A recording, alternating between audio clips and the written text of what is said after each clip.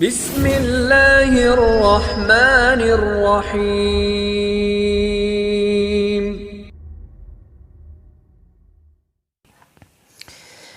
ایک سوال پوچھا گیا ہے کہ میں سیاچین کے گلیشیئر میں ہوں، یہاں برف پڑتی ہے اور پانی بہت ٹھنڈا ہوتا ہے، کیا ہم تیمم کر سکتے ہیں؟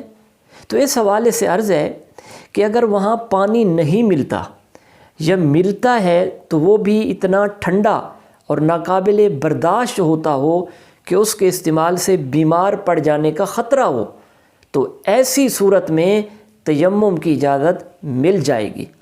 لیکن پانی گرم کرنے کی سہولت ہو یا گرم پانی مل جاتا ہو تو تیمم کی اجازت نہیں ملے گی۔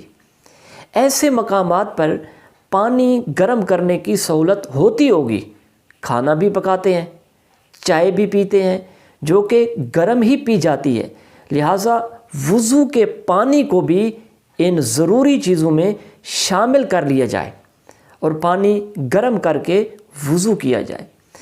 برف سے تیمم نہیں کر سکتے، مٹی یا اس کی جنس جیسے پتھر یا ماربل ہو تو اسے تیمم کیا جا سکتا ہے، البتہ کانچ پر اتنی مٹی ہو کہ وہ مٹی سے ڈھک گیا ہو تو اس سے بھی تیمم کیا جا سکتا ہے۔